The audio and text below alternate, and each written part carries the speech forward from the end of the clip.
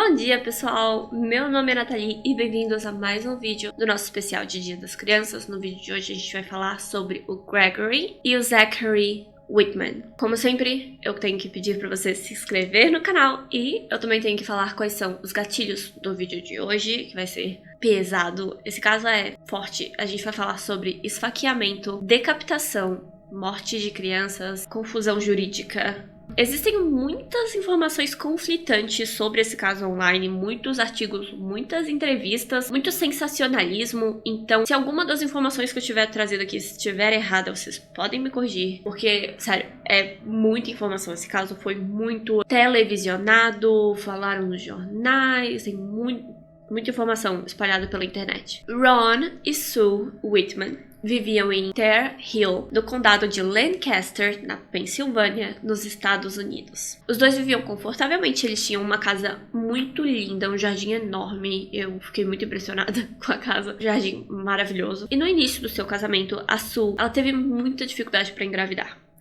Então, quando o primeiro filho, Zachary, nasceu, o casal ficou muito feliz, mas eles queriam mais, então eles ficaram mais felizes ainda quando nasceu o Gregory 2 anos depois, e assim a família estava completa. Os pais relatam que desde a infância os dois meninos eles eram bem diferentes. O Zachary era responsável, era mais sério, gostava de passar mais tempo sozinho, e o Gregory era mais infantil, vivia fazendo piadas e conversava com qualquer pessoa. Então os dois eram bem diferentes nesse sentido. Mesmo assim, eles raramente discutiam. Basicamente, os dois se encaixavam muito bem. A amizade dos dois funcionava muito bem porque os dois eram opostos. E eles se divertiam muito juntos, mesmo sendo completamente diferentes. Infelizmente, eu não encontrei muito mais sobre os dois, até porque um deles faleceu muito jovem. E todas as entrevistas com os pais e os amigos são muito parecidas, assim, só sobre como os dois eram opostos, mas se encaixavam muito bem como irmãos. Bom, vamos pular então para o ano de 1998. Gregory tinha 13 anos e Zachary tinha 15 anos de idade. E o dia 2 de outubro de 98 era um dia bem importante no colégio que os meninos frequentavam. Aparentemente, era um desses dias que a gente só vê em filme e a gente nem sabe se é real ou não, mas aparentemente é. Um desses dias em que tem um jogo de futebol super importante para a temporada, futebol americano, e depois tem um baile.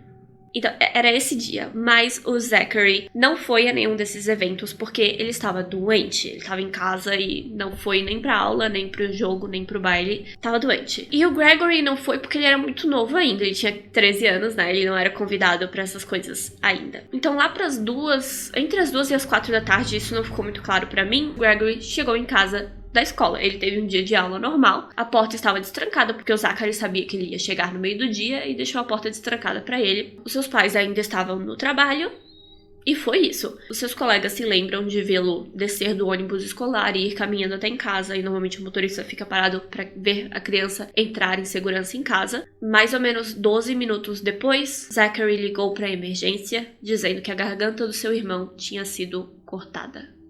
Eu não encontrei a ligação pra ouvir, nem pra colocar no vídeo, mas eu encontrei descrições dela. De acordo com o Zachary, nessa ligação, seu irmão chegou da escola, ele ouviu um barulho, desceu as escadas e encontrou o Gregory no chão com um corte na garganta. A atendente tentou dar instruções para que ele fizesse uma ressuscitação e ele estava tentando seguir essas instruções e aparentemente ele ficava gritando why, why, why, ou seja, por quê, por quê? Por quê? Enquanto tentava ressuscitar o irmão. Uma viatura e uma ambulância, claro, foram enviadas até a casa e enquanto eles esperavam, a atendente estava tentando manter o Zachary ali com o irmão o tempo todo, com medo de que ele fosse a próxima vítima, porque ela pensou, 2 crianças sozinhas em casa, alguém entrou e matou o menino, essa pessoa pode estar querendo matar o segundo menino, né? 2 meninos sozinhos em casa. Então, elas estavam com muito medo do Zachary ser atacado em seguida. Mas isso não aconteceu. Quando os policiais chegaram, eles encontraram o Zachary na entrada da casa, coberto de sangue, chamando por eles, levantando os braços, pedindo por socorro. Paramédicos correram para socorrer o Gregory e era bem pior do que eles imaginavam. O que a atendente descreveu para eles foi o que o Zachary descreveu para a atendente, que ele teve a garganta cortada.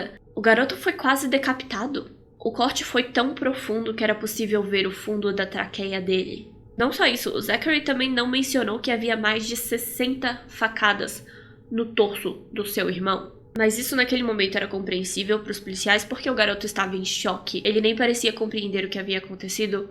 Ele só estava, ajuda, socorro, não sabia o que fazer. Gregory foi levado para o hospital, mas infelizmente ele não sobreviveu. Os pais, é claro, foram chamados e foi muito triste, muito trágico. Vocês devem imaginar saber que o seu filho de 13 anos foi atacado e assassinado na entrada da sua casa. E pior ainda foi descobrir que o principal suspeito nisso tudo era o Zachary. De acordo com os pais, eles só perguntaram uma vez. Eles perguntaram pro filho se foi ele que matou o Gregory. E ele disse que não. E isso foi suficiente. Os pais nunca mais suspeitaram do Zachary, nunca mais questionaram se foi ele ou não. Ele disse que não, então não foi ele. Eles insistem na sua inocência até hoje. Esse crime também chocou, é claro, os vizinhos da família Whitman, que decidiram que o Zachary deveria ser preso imediatamente e que os pais não deviam apoiá-lo nem acreditar nele. O que é muito doloroso, né, pra família. Da noite pro dia, esse casal não só perdeu o filho, mas vários amigos, vizinhos, que agora viravam a cara pra eles, agora tinham medo deles, tinham medo do filho deles por causa dessa tragédia. Mas como vocês devem imaginar, as investigações começaram e a comunidade estava pressionando os policiais para resolver logo isso, porque se o culpado não fosse o Zachary, se fosse confirmado que ele não tinha feito aquilo, então eles tinham um assassino de crianças, um cara que assassinou uma criança no meio do dia, andando solto por aí, e isso é ainda mais assustador. Muito mais assustador do que um irmão que matou o outro, é uma pessoa aleatória que mata uma criança aleatória no meio do dia. Bom, logo aí, a polícia já cometeu o seu primeiro erro. Na casa da família Whitman, eles nunca fecharam o local como cena do crime. Não tinha fita, aquela fita amarela? Não, nada disso. Um monte de gente podia entrar, olhar, tirar fotos. Além disso, nunca tinha ocorrido um assassinato tão pesado naquela cidade. Nunca aconteciam crimes pesados realmente naquela cidade. Então os policiais, os investigadores da cidade, eles não eram treinados para isso. Para coletar evidências, para procurar as impressões digitais e examinar a cena e fotografar toda a cena, as pegadas, etc. Eles não eram treinados para isso. Bom, depois de algumas horas tentando aprender a usar as suas ferramentas e a luz negra e todas essas coisas, eles encontraram pegadas que alguém parecia ter tentado limpar. Pegadas que foram esfregadas depois. Essas pegadas iam da sala onde o Gregory foi atacado até os fundos da casa onde a família tinha uma hidromassagem. Ao lado dessa banheira tinha um pedacinho de terra que foi mexida e enterrada lá estava a arma do crime. Um canivete amarelo pequeno, porém muito afiado. E essa evidência só trazia mais suspeitas contra o Zachary. Por que uma pessoa desconhecida entraria numa casa para matar um menino de 13 anos de maneira assim tão violenta e brutal, usando um canivete que, pelo que eu entendi, não pertencia à família, para depois enterrar a arma no jardim e voltar para limpar as suas pegadas? Não parece fazer muito sentido, né? Faz bem mais sentido pensar que foi o Zachary quem atacou o irmão, enterrou a arma, limpou suas pegadas e aí ligou pra emergência.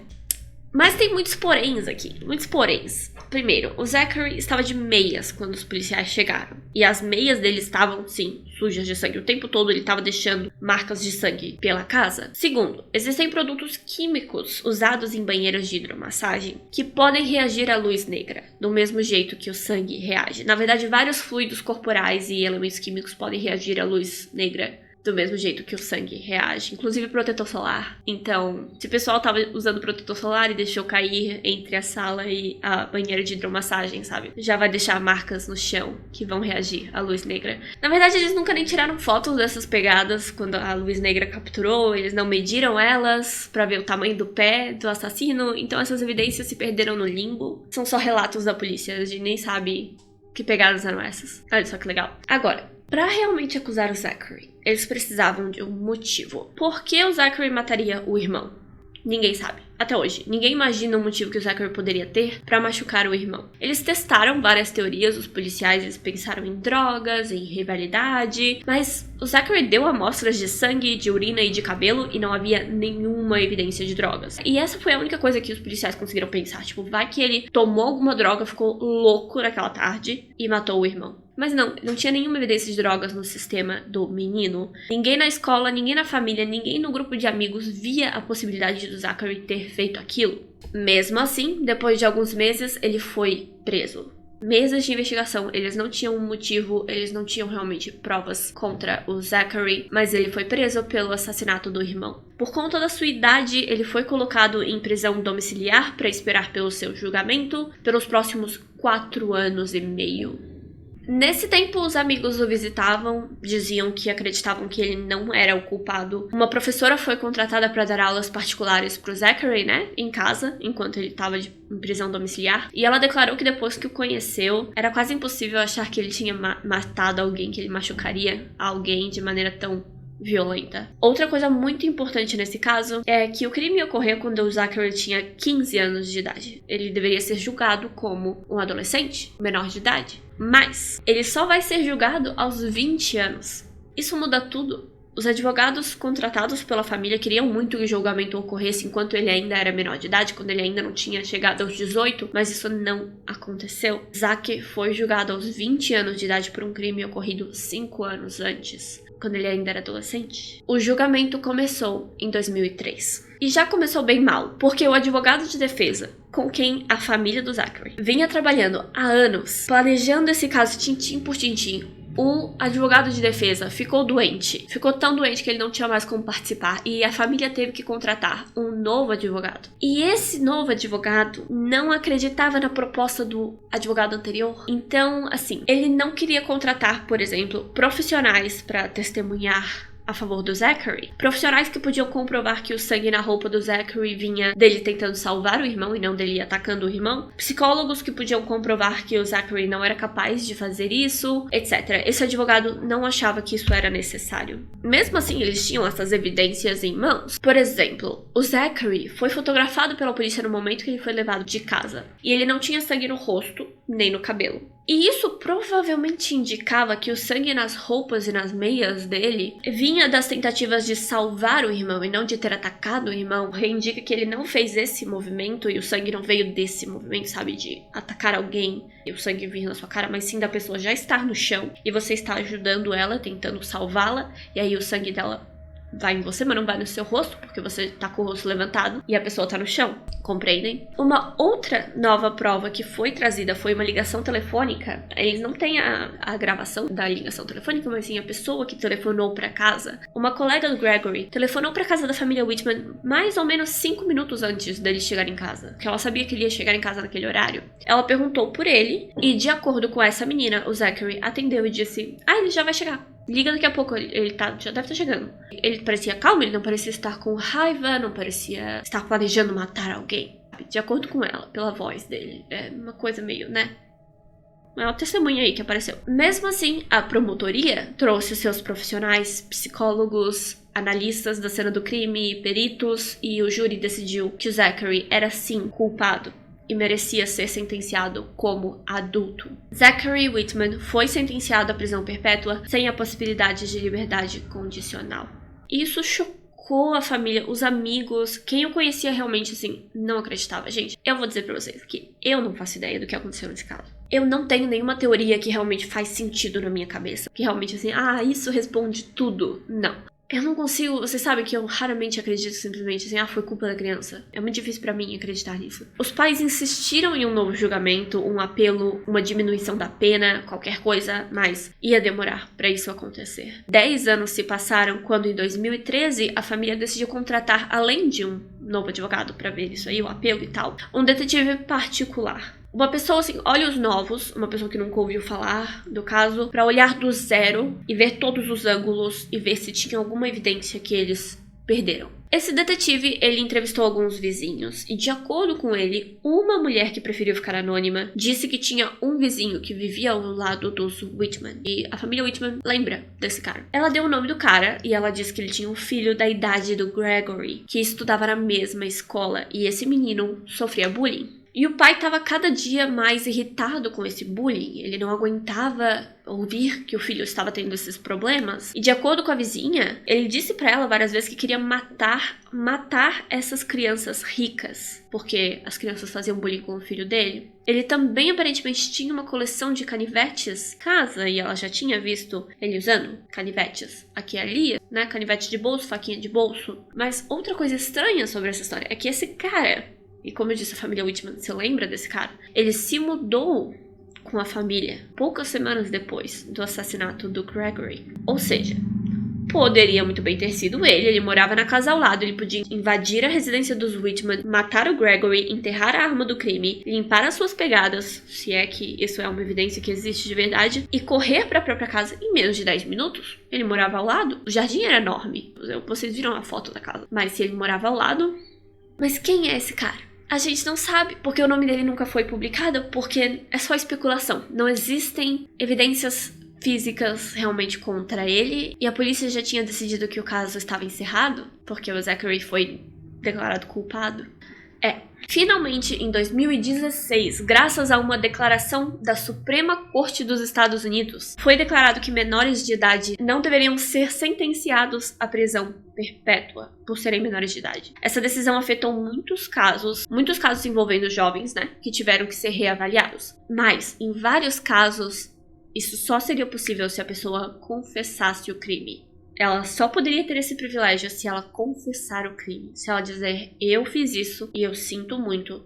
Eu era muito jovem quando isso aconteceu. Pipipipopopó. Então, Zachary, que foi julgado aos 20 anos de idade, ele agora tinha 33 anos de idade, ele precisava decidir se ia confessar o assassinato do irmão e pedir desculpas na frente de um juiz. Era isso que ele tinha que fazer. Seus pais disseram que acreditavam na sua inocência e que queriam ele de volta em casa. E que, tipo, se você sente que tem que fazer isso, se você quer ser livre, tudo bem. Mas se você não quiser confessar e quiser continuar na prisão, tudo bem também. Mas a gente sente a sua falta. E você vai ser bem mais feliz aqui fora, mesmo depois disso tudo. Então, em fevereiro de 2018, Zachary declarou que assassinou seu irmão a facadas. E pediu perdão ao juiz. Foi um momento muito doloroso. Mas essa confissão o concedeu a liberdade. Um ano depois, em 2019, Zachary, de 35 anos, foi liberado. Ele pôde ver a família. Ele, pelo que eu entendi, ele comeu um sanduíche de queijo num restaurante. E foi um momento muito feliz. Foi tipo a primeira refeição fora da prisão e ele ficou muito feliz. E agora ele vive com a família e eles continuam insistindo na sua inocência. Eles se mudaram, eles não estão mais naquela casa linda, enorme. Foram para uma fazenda, onde eles esperam que ninguém apareça, nenhum repórter, esse tipo de coisa, para incomodá-los. Eles estão tentando seguir em frente. Eles ainda querem encontrar quem foi que matou o Gregory, mas depois de todo esse rolo, a família tá tipo, chega. Até porque a polícia considera o caso encerrado. O Zachary literalmente confessou na frente de um juiz. Além da família, não tem mais ninguém realmente procurando pelo assassino do Gregory. Continua um mistério. O que aconteceu naquele dia? Quem matou o Gregory? Vocês acham que foi o Zachary? Vocês acham que foi um vizinho? Vocês acham que foi uma criança? Como alguém entrou na casa, fez todas essas coisas e sumiu em menos de 10 ou 12 minutos? E digam, pessoal, vocês têm alguma teoria? Vocês ouviram alguma teoria que eu não encontrei online? E como sempre, muito obrigada por assistir o vídeo. Muito obrigada pelo seu like, seu comentário e por se inscrever no canal. Você pode mandar um valeu, que é o coraçãozinho. Você também pode mandar um pix, se você quiser, para apoiar o canal. Ou, se você quer ver todos os vídeos do especial de Dia das Crianças, que é uma coisa que eu esqueci de mencionar, e também o especial de Halloween, que vai acontecer com antecedência, todos de uma vez só, se você quiser, fazer uma maratona de um dia inteiro assistindo meus vídeos, você pode se tornar membro do canal. E aí você pode ver tudo com antecedência. Você pode ser como Ha, Amanamu, Dona e Daniele W, que são membros do canal. Muito obrigada, pessoal. Muito obrigada por assistir. E eu vejo vocês amanhã para mais um vídeo. Tchau!